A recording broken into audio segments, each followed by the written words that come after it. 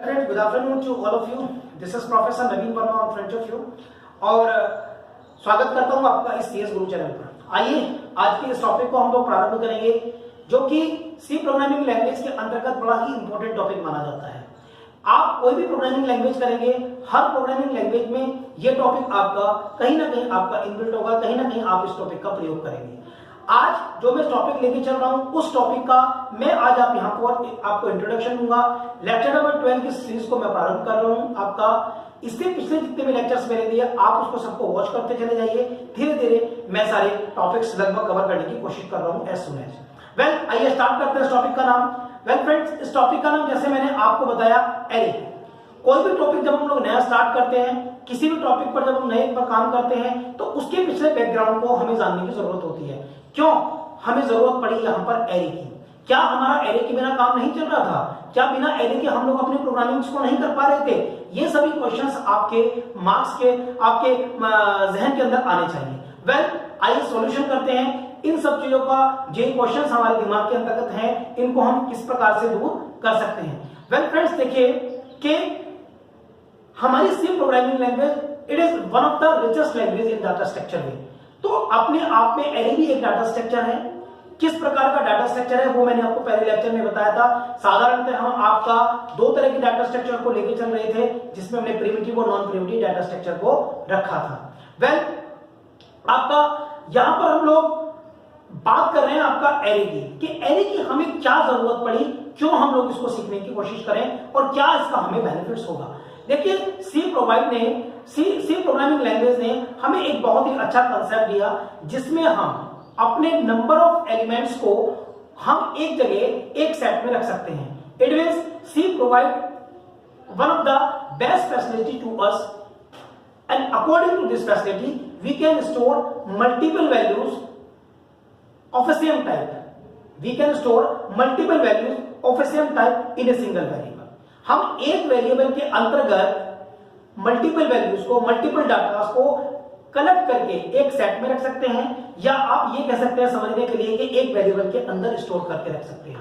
अब क्वेश्चन ये उठा कि सर आप ये बताइए कि एक वेरिएबल जो होता है ऑर्डिनरी वेरिएबल जिसको हम बोलते हैं, वो तो साधारणतः केवल एक बार में एक ही एलिमेंट्स या एक ही वैल्यू को स्टोर करके रख सकता है। वेल, सी ने इस प्रॉब्लम का जो सॉल्यूशन दिया वह आपका इसी नाम से दिया जिसको हम एरे कहते हैं, जिसको हम एरे के नाम से इंट्रोड्यूस करते हैं। वेल, आइए इसके बारे में हम लोग जानने की कोशिश करते हैं। यहां मैंने बोर्ड पर कुछ की पॉइंट्स लिखे हैं। उम्मीद करता हूं उन कुछ की पॉइंट्स पर जाने के बाद आपको थोड़ी चीजें क्लियर होंगी। आइए, वेल देखिए, C provide a facility to store multiple values. C ने हमें फैसिलिटी प्रोवाइड कराई कि हम मल्टीपल वैल्यूज को स्टोर कर सकते हैं और एलिमेंट्स, या आप इनको एलिमेंट्स बोल दीजिए, वैल्यूज बोल दीजिए, डाटा बोल दीजिए, ऑफ सिमिलर डाटा टाइप, जो कि सिमिलर डाटा टाइप के होंगे इन ए सेट।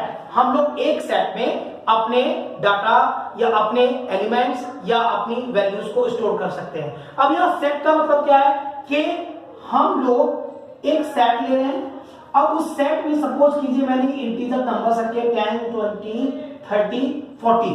ओके, तो सी ने हमें यह फैसिलिटी प्रोवाइड कराई कि आप एक सेट के अंतर्गत इन डाटा, इन एलिमेंट्स को रख सकते हैं और ये एलिमेंट्स, ये डाटा आप एक वेरिएबल के अंतर्गत रखेंगे। वेल, अब उसने कहा यहां पर similar data type. It means अगर ये नंबर्स मेरे सारे सिमिलर डाटा टाइप्स के हैं, अर्थात अगर ये इंटीजर है तो ये यहां पर इंटीजर ही रहेंगे। अब अगर मैं यहां पर 20.5 रखने का इस सेट के अंदर कोशिश करूंगा तो ये मेरी विफल होगी। ये ऐसा पॉसिबल नहीं है। आगे थोड़ा हम लोग और समझने की प्रयास करते हैं। तो यहां पर मैंने आपको ये बताने की कोशिश की कि सी ने हमें ये फैसिलिटी प्रोवाइड कराई जिसके अंतर्गत हम सिमिलर डाटा टाइप के एलिमेंट्स को एक जगह कलेक्ट करके रख सकते हैं। इतनी बात आपको क्लियर होगी। वेल, अब एरे है, होती क्या है? Well, an array is a such type of variable. ये भी अपने आप में एक वेरिएबल ही है। जैसे आप साधारणतः integer x, integer a, float A, character x, ये सब आपको वेरिएबल डिक्लेयर करने का आपका इससे पहले आपने तरीका सीखा। तो जिस तरीके से ये एक वेरिएबल है तो हमारा एरे भी एक वेरिएबल है। It is such type of variable that can store multiple values.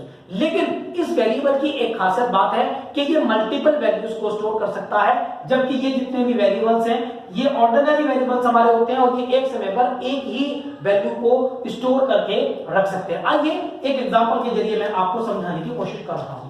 देखिए यहां पर फ्रेंड्स, यहां पर मैंने इस प्रोग्राम के अंतर्गत मेन फंक्शन में एक वेरिएबल लिया इंटीजर a। ओके, आप देखिए यहां पर इंटीजर a मैंने एक वेरिएबल लिया और a के अंतर्गत जो मैंने सबसे पहली वैल्यू डाली, a को मैंने असाइन कराया 2, इसी a को मैंने असाइन कराया 3, इसी a को मैंने असाइन कराया 4। क्या ये पॉसिबल है आपके दिमाग के अंतर्गत, आपके ज़हन के अंदर ये क्वेश्चन आना चाहिए? Yes, it is possible. But यहां पर पॉसिबिलिटी तो है, लेकिन क्या होगा जब हम इस अपने प्रोग्राम को एग्जीक्यूट कराएंगे और इसका जो रिजल्ट है हमें वो क्या मिलेगा? तो आप यहां समझने की कोशिश कीजिएगा कि दिस प्रोग्राम विल प्रिंट 10। ये प्रोग्राम आपका यहां पर क्या प्रिंट करेगा? 4 को प्रिंट करेगा। This program will print here what? 4। Why? Because the last value जो कंपाइलर को पता लगी ए का, वो आपका वैल्यू क्या है? 4।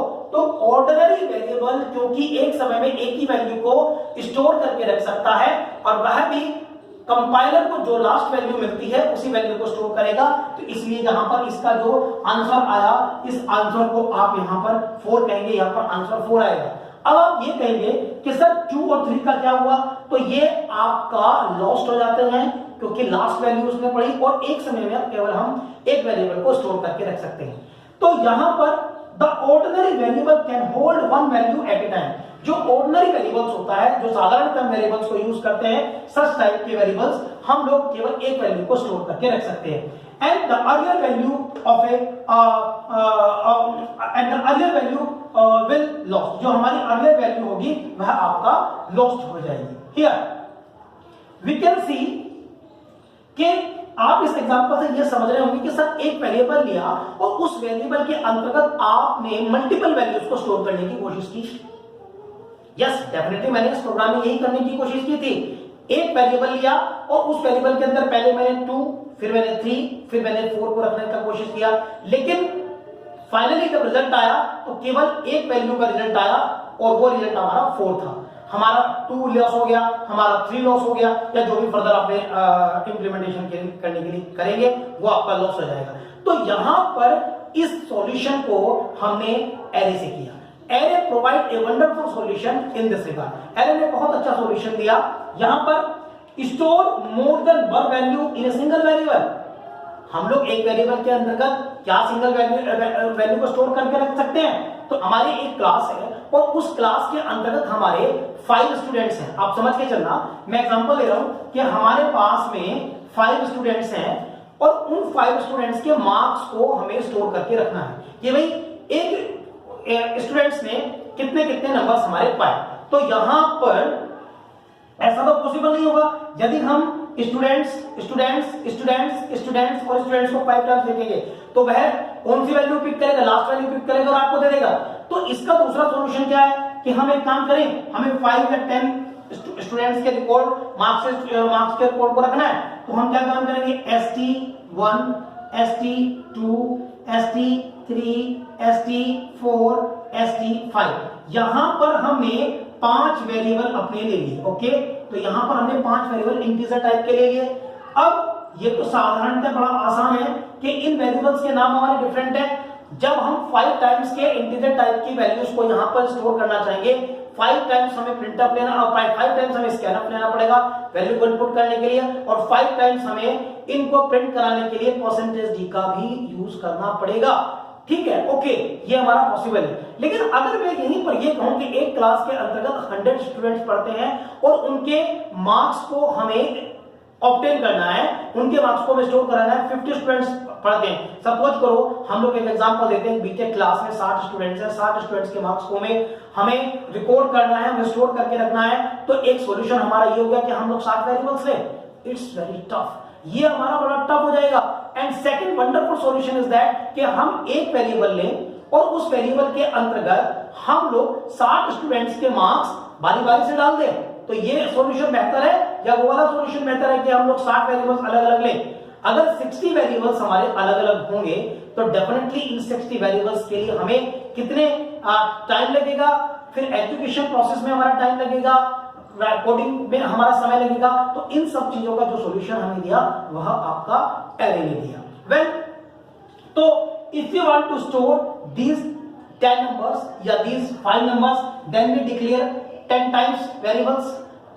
If you want to store 50 numbers, then we will declare 50.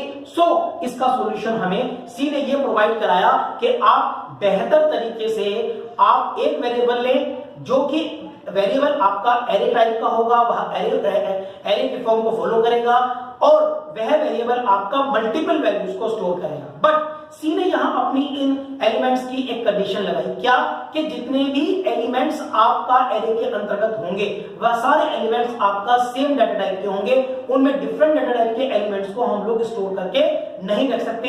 यह इसकी कंडीशन है, यह इसका ड्रॉबैक भी कह सकते हैं और यह इसकी क्वालिटी भी कह सकते हैं, आप जिस रूप में इसको समझना चाहें। वेल, यहां पर आइए सबसे पहले मैं आपको एक कंसेप्ट बता रहा हूं कि कैसे हम लोग इसको समझ के चलेंगे। तो पहली चीज, we have two solution. Number 1 solution, we declare 10 variables. हम लोग 10 वेरिएबल्स को डिक्लेयर कर लें। हम लोग 10 वेरिएबल्स को भी आसानी से डिक्लेयर कर सकते हैं, लेकिन जब ये हमारी संख्या बढ़ेगी 50 वेरिएबल्स तो वी डिक्लेयर 50 वेरिएबल्स। और सेकंड सॉल्यूशन हमारा ये है कि वी यूज व्हाट, हम लोग एरे को यूज करें, क्योंकि सी ने हमें एरे के रूप में ये फैसिलिटी प्रोवाइड कराई कि हम मल्टीपल वैल्यूज को इसके अंदर स्टोर कर सकते हैं। जैसे अगर हम कहें कि 5 स्टूडेंट्स के मार्क्स हैं तो हम लोग एक सेट लेंगे और उस सेट के अंतर्गत हम लोग, एक स्टूडेंट ने 100 नंबर, एक ने 98, एक ने 25, एक ने 36 और एक ने 45 नंबर हमारे प्राप्त किए। अब आप देखिए, हमने इनको एक सेट दिया। अब इस सेट को हम एक नाम दे रहे हैं, सपोज करो वो नाम है x या वो हमारा नाम है a, जो भी आप दें। अब देखिए, ये हमारे एक सेट, इस सेट के अंदर हमारे नंबर ऑफ एलिमेंट्स, ये नंबर ऑफ एलिमेंट्स हमारे सिमिलर टाइप के। इस सेट को हमने एक नाम दिया जिसको हमने कहा a, जिसको हमने नाम दिया a। और जब हम लोग एरे को इस फॉर्म में यूज करते हैं तो यही इसका डिक्लेरेशन का कंसेप्ट बन जाता है। आइए सबसे पहले मैं समझा के चल रहा हूं आपको डिक्लेरेशन ऑफ एरे, कि हम लोग किस तरह से डिक्लेरेशन करते हैं एक एरे का। तो सबसे पहले डिक्लेरेशन समझ के चलते हैं। देखिए, किसी भी एरे को डिक्लेरेशन करने के लिए सबसे पहले हमारे पास में डाटा टाइप होगा, डाटा टाइप। उसके पश्चात हमारा एरे का नाम हम लोग लेंगे और उसके पश्चात यहां पर हम लोग बेसिस में आपका यहां इंडिकेट करेंगे साइज को। वेल, साइज को यहां पर लेंगे। तो सबसे पहले डाटा टाइप, उसके बाद एरे का नाम और उसके बाद यहां पर हमारा आ जाएगा साइज। जैसे हमें 10 नंबर्स के मार्क्स को स्टोर करना है, 10 स्टूडेंट्स के मार्क्स को स्टोर करना है, तो हमारे मार्क्स सपोज करो वो इंटीजर टाइप के होंगे, नंबर्स हैं। और यहां पर एरे का नाम मैंने डाला STM, स्टूडेंट मार्क्स। कितने स्टूडेंट्स का मार्क्स जानना है, हमें जितने भी स्टूडेंट्स का मार्क्स जानना है वह आप यहां डिक्लेयर कर देंगे। 5 स्टूडेंट्स का मार्क्स हमें डालना है। तो ये तरीका होता है हमारा एरे के डिक्लेरेशन करने का। उम्मीद करता हूं आपको ये एरे का डिक्लेरेशन समझ में आ गया होगा। तो यहां पर आप समझ के चलिए।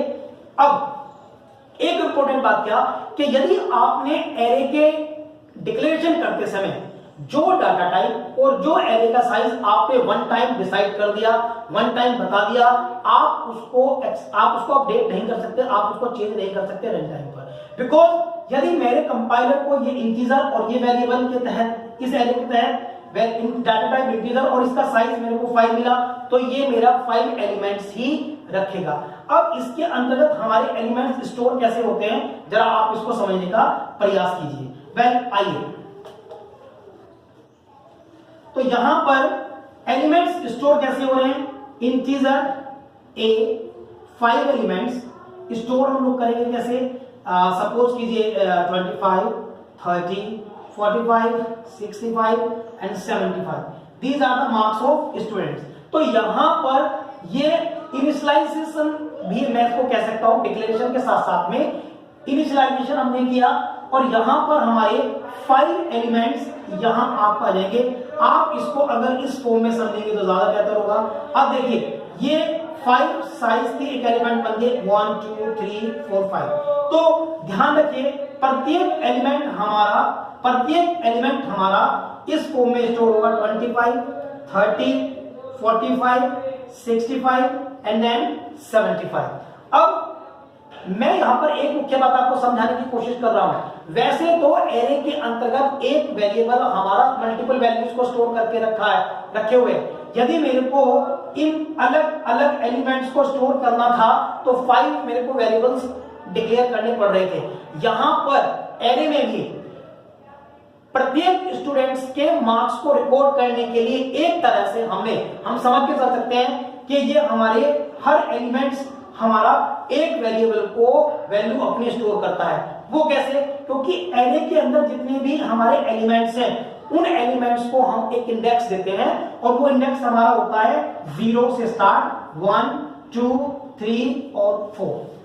इट मींस यदि मेरे एरे का साइज 5 है तो 5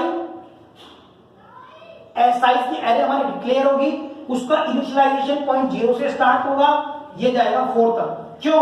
यदि मेरा साइज एरे का n है, यदि मेरा एरे का साइज n है और तो वह कहां तक जाएगा n-1। अर्थात यदि मेरा n 5 है तो n-1 का मतलब 5 - 1 = what 4। तो ये मेरा 0 से लेकर के 4 तक जाएगा, 0 to 4। तो हमेशा ध्यान रखें एरे का जो इनिशियलाइजेशन पॉइंट इंडेक्सिंग नंबर जो स्टार्ट होता है वह आपका 0 से स्टार्ट होता है। दूसरी बात, आप यहां इसको ऐसे समझ के चल सकते हैं, ये ए हमारी जो 5 की एरे है आप इसको ऐसे समझ के चल सकते हैं जैसे अगर मैं 25 की बात करूं तो ये मेरा A0 पर स्टोर है, A0 पर 25, A1 पर 30, A2 पर 45 और A3 पर 65, A4 पर 75। तो आप देख सकते हैं यहां से कि प्रत्येक एलिमेंट्स के लिए एक तरह से देखा जाए तो हर वेरिएबल अलग अलग है। हर वेरिएबल का इंडेक्सिंग नंबर, क्योंकि एलिमेंट्स का इंडेक्सिंग नंबर अलग है तो हर वेरिएबल यहां पर अपने आप में यूनिकली आइडेंटिफाई भी हो सकता है, भले ही चाहे हमने इसको एक एरे के अंतर्गत एक वेरिएबल के अंदर इन एलिमेंट्स को हमने रखे हुए हैं। तो यहां पर यही समझने की आवश्यकता है। दूसरी बात, यदि ये एलिमेंट्स हमारे एरे के अंदर जब स्टोर होते हैं तो डेफिनेटली ये कहीं ना कहीं एड्रेस भी लेंगे। तो यहां पर हमने इन एलिमेंट्स को यूनिकली आइडेंटिफाई करने के लिए तो हमने इंडेक्सिंग का यूज किया जिसको हम सबस्क्रिप्ट नंबर बोलते हैं। क्या बोलते हैं? जिसको हम सबस्क्रिप्ट नंबर। अर्थात अगर आप देखेंगे तो ये 0 1 2 3 4 5 ये एक तरह से हमारे सबस्क्रिप्ट नंबर होते हैं। These are the subscript numbers होते हैं। और ये 25 30 45 65 70 ये कहीं ना कहीं जब स्टोर होते हैं तो एड्रेस लेते हैं। सपोज करो ये इंटीजर टाइप का हमारा 25 है, इसने एड्रेस लिया 1020, तो जो नेक्स्ट वाला होगा वो 1024 1028 1032 इसी तरह से। क्यों 4 बाइट्स हमारे, क्योंकि आज के जो कंपाइलर है वो इंटीजर की वैल्यू को 4 बाइट लेते हैं मेमोरी पर, बाकी 2 बाइट भी ले सकते हैं। तो यहाँ पे मैंने 4 बाइट का आपको एग्जांपल दिया। तो यदि मेरा एड्रेस 1020 है तो नेक्स्ट का मेरा 1024 होगा, फिर नेक्स्ट का मेरा 1028 होगा, फिर नेक्स्ट का मेरा 1032 होगा। तो ये मैंने जो आज आपको समझाने की कोशिश की, ये एक ओवरऑल आपको मैंने आइडिया दिया एरे के विषय में। आप उसको समझिए, थोड़ा सा पढ़िए। अगर नहीं समझ में आता तो कमेंट बॉक्स में मुझे लिख के भेजिएगा। अगली वीडियो जो मैं आपको भेज रहा हूं इसकी, उसके अंतर्गत फिर डिक्लेरेशन एक्सेसिंग द एलिमेंट्स पर हम लोग बात करेंगे। Well, have a nice day, thank you very much.